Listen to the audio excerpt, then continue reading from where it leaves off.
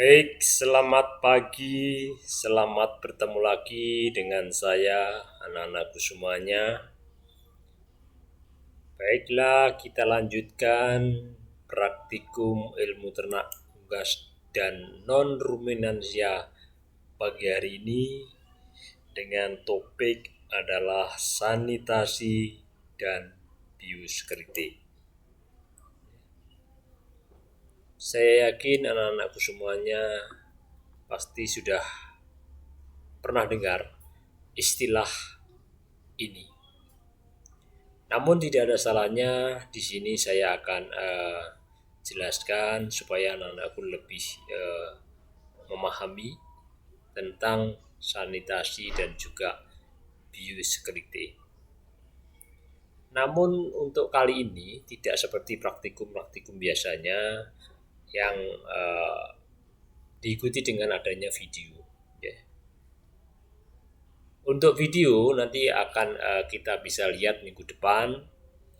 Di sana nanti ada teknik untuk desinfeksi dan fumigasi, ya. Saudara akan bisa lihat di video yang tentunya topik itu masuk sebetulnya di ranah bagian dari yang kita bahas pada pagi hari ini. Jadi desinfeksi, fumigasi masuk di dalam hal ini. Jadi istilah sanitasi dan juga biosecurity adalah dua hal yang sangat berkaitan, tidak terpisahkan ya satu sama lain, terutama di dunia usaha peternakan. Ya. Dua hal ini memang sangat penting karena bagaimanapun juga mencegah lebih baik daripada mengobati. Ya. Jadi saya harapkan anak-anakku semuanya nantinya bisa memahami apa itu sanitasi dan juga biosecurity. Ya. Saya yakin mungkin saudara sudah pernah mendengar istilah sanitasi. Ya. Mungkin kalau orang salah apa itu sanitasi, paling jawaban secara umum adalah tentang kebersihan secara umum seperti itu. Ya memang tidak ada salahnya ya. Tetapi untuk lebih jelasnya apa itu sanitasi? Sanitasi itu adalah suatu penataan kebersihan di mana ini adalah usaha untuk meningkatkan atau mempertahankan keadaan sehat. Baik itu di dalam kandang, di komplek kandang, dan juga sekitar komplek usaha peternakan. Jadi sanitasi di sini artinya tidak hanya sekedar di dalam kandang saja atau komplek kandang, tapi secara keseluruhan. Ya, jadi baik di dalam komplek maupun di sekitar usaha peternakan tersebut. Ya. Jadi saudara, bagaimana upaya saudara untuk meningkatkan ya kondisi yang sudah sehat dengan penataan kebersihan ini, ataupun paling tidak mempertahankan keadaan sehat pada ternak saudara dengan tentunya melakukan penataan kebersihan ini. Ya. Kemudian sanitasi dan desinfeksi. Jadi ini saling keterkaitan sebetulnya. Ya, yang mungkin juga nanti minggu depan akan kita bahas juga dan sekaligus videonya. Jadi ini adalah tindakan mencegah terjadinya infeksi dengan membunuh bentuk vegetatif kuman-kuman yang berada di luar tubuh. Ya gampangannya ngomong itu seperti kayak mensterilkan gitu ya, mensterilkan tadi mulai dari dalam kandang, komplek kandang, dan area sekitar kandang. Ya. Makanya saya sangat mengharapkan saudara nanti kalau punya usaha peternakan, ya, itu harus secara berkala dilakukan disinfeksi. Jadi kandang walaupun ada ternaknya, tetap saudara bisa lakukan disinfeksi. Tentunya seperti di praktikum ataupun kuliah sebelumnya, gunakanlah desinfektan yang tentunya aman pada saat ada ternaknya. Jadi desinfeksi sekali lagi bisa saudara lakukan pada saat ada ternaknya ataupun juga sedang tidak ada ternaknya. Pada prinsipnya adalah bagaimana tindakan tersebut adalah untuk mencegah terjadinya infeksi dengan cara membunuh mikroorganisme atau kuman-kuman yang berada di luar tubuh hewan. Kemudian ada dua cara sanitasi. Sanitasi rutin dan sanitasi terminal. Sanitasi rutin itu apa? Sanitasi namanya aja rutin. Berarti setiap hari sekali ataupun mungkin 2 kali sehari. Ya, ini biasanya di ternak sapi ataupun misalnya 2 hari sekali atau 2 kali seminggu, seperti itu di ternak ayam. Makanya saudara bisa melakukan hal ini. Kemudian sanitasi terminal. Ya. Sanitasi terminal ini adalah pada saat kosong kandang. Jadi sebelum saudara itu memasukkan ternak, artinya ternak baru ataupun mungkin pada keadaan toksik ya, artinya dalam kandang yang sering terjadi kasus penyakit misalnya seperti itu, maka saudara saya sarankan untuk dilakukan sanitasi terminal. Apa itu sanitasi rutin yang dilakukan biasanya? Misalnya seperti itu. Biasanya sanitasi rutin itu ada modelnya, ada cleaning atau pembersihan. Ya. Biasanya itu kalau di peternakan sapi ya katakanlah seperti itu, biasanya itu dibersihkan kandangnya dari kotorannya. Ya. Kotorannya dibersihkan, kemudian disalurkan ke saluran selokan, nanti diarahkan ke penampungan seperti itu. Ya. Kemudian rinsing, artinya mencuci dengan deterjen atau sabun. Ya. Saudara bisa melakukan selain dibersihkan, dicuci dengan deterjen misalnya seperti itu. Atau saudara bisa melakukan spraying ya, jadi menyemprotkan air bertekanan tinggi biasanya ya. Dengan bertekanan tinggi otomatis nanti bisa lebih katakanlah yang nempel kuat ya, itu bisa lepas. Tetapi kalau misalnya tidak bisa lepas kata seperti itu, saudara bisa melakukan langkah berikutnya, bisa dilakukan brushing atau penyikatan, disikat. Jadi kalau misalnya disemprot dengan air tinggi masih belum lepas, bisa disikat. Ataupun mungkin dilakukan scraping, dikerok ya seperti itu. Dengan dikerok sehingga otomatis kotoran misalnya yang menempel kuat ya nanti akan terlepas. Ada juga oxidizing ya, jadi pembakaran dengan oksigen. Ada juga disinfecting atau desinfeksi ya. Jadi ini juga masuk dalam hal sanitasi rutin. Ya. Saudara pakai yang mana atau mungkin semuanya dipilih, silahkan. Ya. Biasanya kalau mungkin apa itu di peternakan ayam misalnya, peternakan ayam ya saudara mungkin dengan masih adanya ayam nggak mungkin saudara setiap hari katakanlah seperti itu dilakukan seperti ini misalnya ya. Saudara mungkin cukup misalnya contoh di sini adalah desinfeksi ya. Saudara melakukan desinfeksi misalnya saya rekomendasikan paling tidak 2 kali dalam seminggu ya, itu lebih bagus daripada saudara tidak melakukan sanitasi rutin dengan melakukan desinfeksi ya.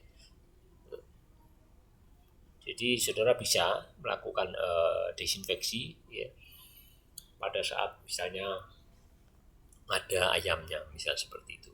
Tapi sekali lagi pilihlah desinfektan yang tentunya aman pada saat ada ayam. Berikutnya adalah sanitasi terminal. Namanya terminal berarti kayak akhir gitu ya. Jadi ini sebetulnya adalah langkahnya seperti sanitasi rutin tadi, tetapi ditambahi dengan adanya fumigasi. Fumigasi nanti akan kita bahas minggu depan sekaligus dengan disinfeksi yang mungkin akan kita lihat di videonya. Fumigasi di sini ini biasanya adalah digunakan formalin cair biasanya ya. Yang paling sering adalah formalin cair. Teoritisnya itu 5 mili formalin 40% ditambah 25 gram kalium permanganat atau KMNO4 atau PK saya tuliskan di sini per meter kubik ruangan. Tapi dalam prakteknya di lapangan adalah yang paling sering adalah 40 mili formalin 40%. Tetapi yang lebih sering lagi kalau di lapangan itu formalinnya yang dijumpai adalah 37% biasanya. Jadi 40 mili formalin 40% atau 37% ditambah 20 gram kalium permanganat per 3 meter kubik ruangan. Ya, ataupun mungkin yang lebih pasnya itu sebetulnya kan 2,83 meter kubik ruangan. Tapi ini saya bulatkan aja ya. 3. Nanti kalau di minggu depan nanti akan saya tunjukkan yang sesungguhnya katakanlah dosisnya seperti ini tapi untuk per 2,83 meter kubik ruangan. Kemudian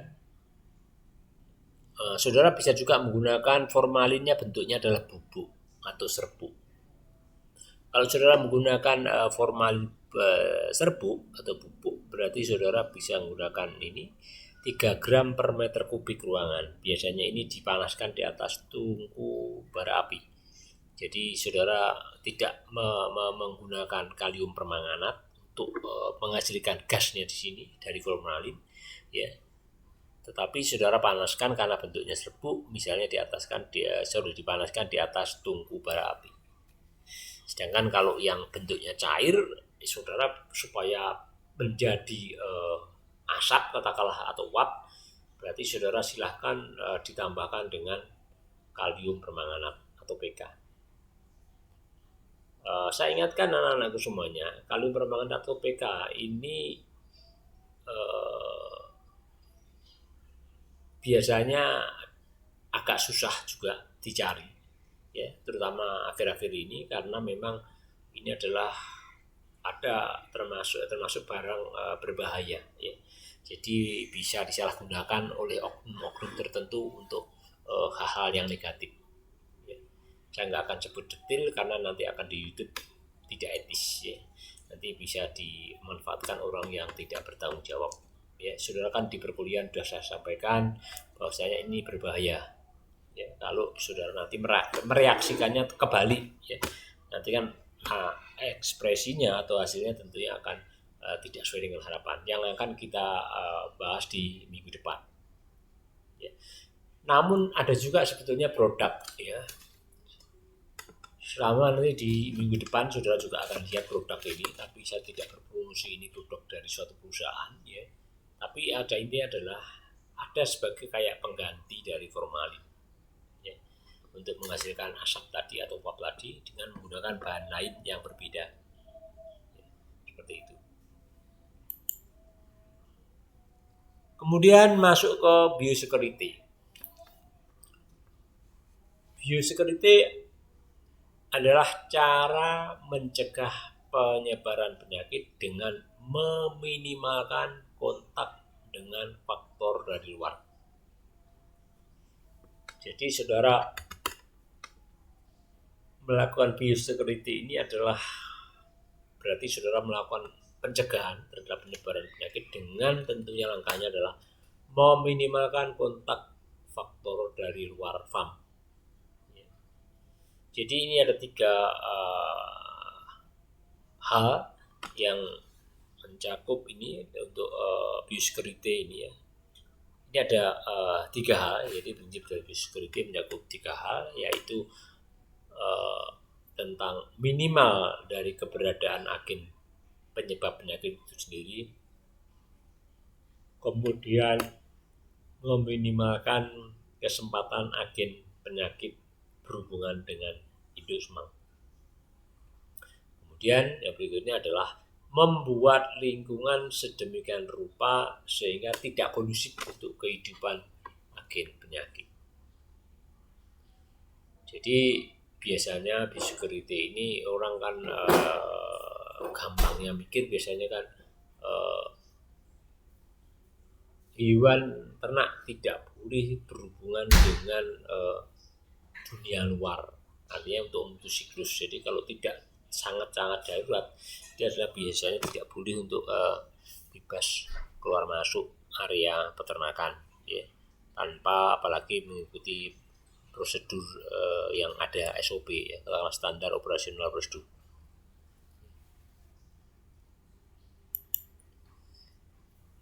Biosecurity dilihat dari sisi hierarki ada tiga komponen, ya, tiga komponen dari biosecurity. Yang pertama adalah biosecurity konseptual, artinya yang biasa disebut dengan biosecurity tingkat 1. Ini saudara meliputi pemilihan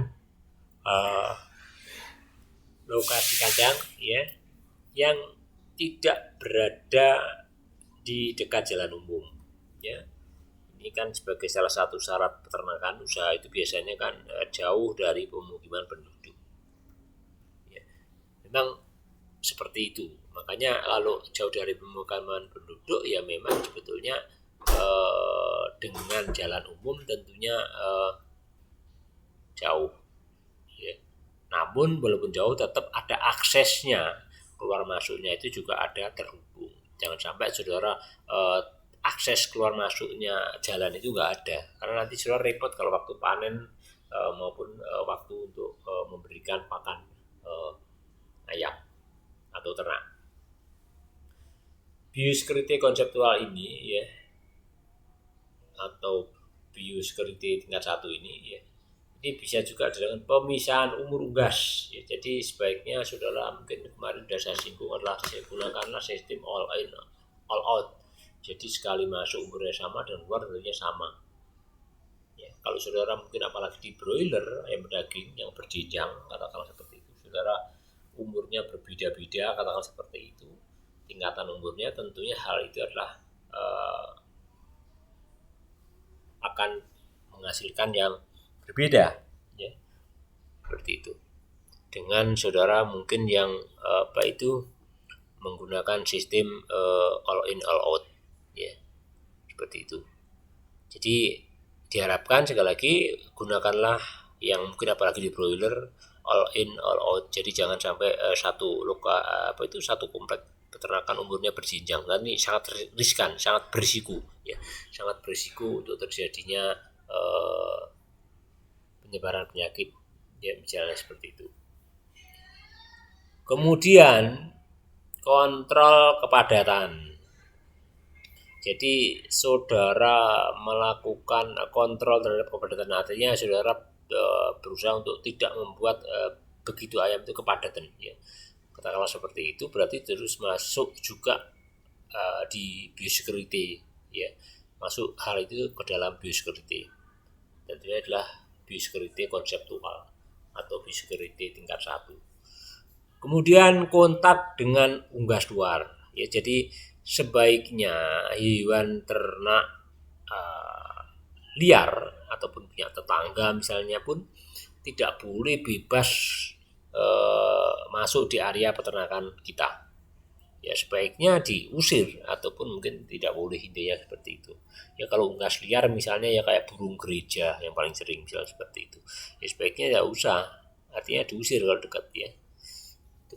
Kemudian serta penetapan lokasi khusus untuk gudang pakan ataupun mungkin tempat untuk mencampur pakan mixing, ya, di sini. Itu berarti saudara menerapkan biosecurity konseptual ini. Yang kedua adalah biosecurity struktural atau disebut dengan biosecurity tingkat 2. Biosecurity struktural ini meliputi hal berikut, ya. Misalnya berhubungan dengan tata letak farm. Berarti kan cara strukturnya. Kemudian pembuatan pagar yang benar. apakah saudara menggunakan pagar hidup ataukah pagar tembok dan sebagainya. Berarti saudara ini adalah termasuk di biosecurity struktural. Kalau mungkin dari tembok tentunya akan lebih kuat akses untuk menahan orang-orang ataupun ternak-ternak dari luar, ya. Tapi kalau bentuknya itu hidup, ya, ataupun mungkin bahkan malah tidak ada pagarnya, ya sangat mungkin ya berisiko, ya, sangat berisiko dengan adanya suatu penyebaran penyakit. Kemudian pembuatan saluran pembuangan. Jadi saudara membuat saluran pembuangan, ya, dan sebagainya, itu termasuk saudara melakukan biosecurity struktural ini. Kemudian penyediaan peralatan dekontaminasi. Jadi saudara alat-alat untuk mensterilkan, katakanlah seperti itu. Ini berarti terhadap biosecurity struktural. Kemudian instalasi penyimpanan pakan, ruang ganti pakaian, dan juga peralatan dalam kandang, ini termasuk dalam hal biosecurity tingkat 2 atau struktural. Kemudian yang ini, ya, biosecurity operasional atau tingkat 3, yaitu biosecurity tingkat 3. Ini meliputi prosedur manajemen untuk mencegah kejadian dan penyebaran infeksi dalam satu farm. Ya.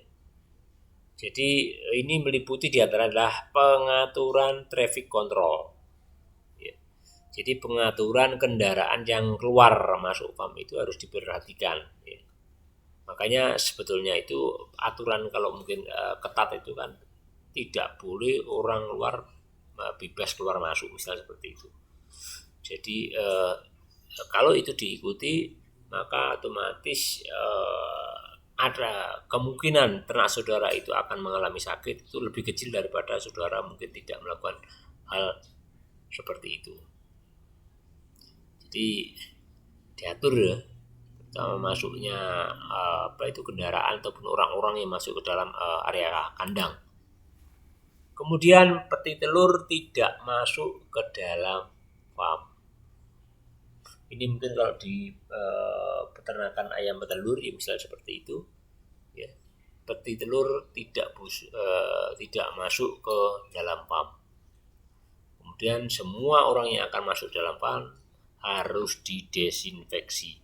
Jadi sama seperti saudara mungkin kalau saat pandemi sekarang, ya, saudara masuk di Fakultas Kedokteran Hewan itu, saudara kalau mau masuk ke gedung tentunya untuk tahap awal adalah melewati namanya bilik kesehatan. Jadi bilik kesehatan ini prinsipnya atau pemikirannya itu sebetulnya mengadopsi dari peternakan, ya, dari dunia peternakan yang tadi dengan mengikuti aturan yang ada, ya. Jadi berikutnya, semua orang yang akan masuk farm harus didesinfeksi. Jadi mirip seperti itu, saudara masuk di bilik kesehatan tadi, ya, masuk di gedung FKH, saudara disterilkan dengan adanya pandemi seperti ini. Ya, ini saudara mengadopsi dari ini di farm ataupun mungkin di perusahaan itu pakan ternak, itu biasanya perusahaan pakan ternak yang besar itu menerapkan juga mirip seperti ini. Jadi yang mungkin masuk ke area farm ataupun pabrik atau seperti itu harus disterilkan, mulai dari masuk pintu itu aja sudah, selain mobil kendaraannya itu harus kena semprot, katakanlah seperti itu. Juga bannya pun juga masuk ke dalam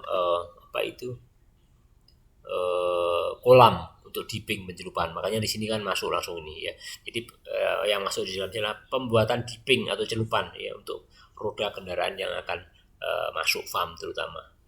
Kemudian ruang semprot karyawan atau tamu. Jadi kalau saudara masuk ataupun mungkin nanti PKL, magang dan sebagainya ke perusahaan-perusahaan peternakan yang mungkin perusahaan besar ataupun mungkin orang perorangan pun, tapi kalau dia itu sudah memahami betul pentingnya ini, biasanya juga dia menerapkan model seperti ini kayak di perusahaan-perusahaan besar tadi. Ya, jadi dengan melakukan model mirip lah seperti ini. Jadi mulai dari ada untuk pembuatan dipping, ya, kemudian juga apa itu kayak ada lorong kita kalau seperti itu. Jadi orang sama seperti sudah waktu di pemeliharaan di ayam sebelumnya di video itu kan kelihatan untuk ini orang yang masuk lorong, ya, kemudian ke tersterilisasi, kemudian dia mandi, ganti baju dan sebagainya. Itu adalah prinsip-prinsip juga masuk di biosecurity operasional atau biosecurity tingkat 3. Kemudian adanya juga celupan kaki dan juga tangan di tiap-tiap kandang. Ya, jadi saudara kalau perhatikan kemarin di video di pemeliharaan ayam kemarin, ada mungkin celupan kaki ataupun juga untuk cuci tangan, ya, di tiap-tiap kandang. Kemudian dilakukan juga desinfeksi, ya. Jadi tentunya beberapa disinfektan yang dapat dipakai baik untuk ini semprot kandang maupun dipping, antara lain misalnya Penol, ya, Penol itu misalnya seperti produk-produk alkohol, Lysol, ya, seperti itu. Kemudian juga adanya bikasi, ya, benzalkonium klorid, kemudian formalin, kemudian kaporit, ya, terutama untuk mensterilkan air minum, ya. Kemudian ada juga deterjen dan juga mungkin iodin, ya, seperti itu. Ini adalah peralatan untuk mungkin ini obat-obatan, ya, obat-obatan ataupun mungkin bahan-bahan kimia yang digunakan untuk desinfeksi, ya. Jadi desinfektan yang baik untuk spot kandang yang seperti disebutkan tadi, jadi Penol, bikasi, formalin ataupun kaporit, deterjen dan juga iodin ataupun mungkin yang lainnya, ya. Itu anak-anakku semuanya tentang sanitasi dan biosecurity. Sekali lagi saya sangat mengharapkan anak-anakku semuanya untuk memahami, ya, tentang hal ini, karena bagaimanapun juga pencegahan adalah lebih penting daripada saudara mengobati, ya. Itu anak-anakku semuanya yang bisa saya sampaikan, ya. Oke.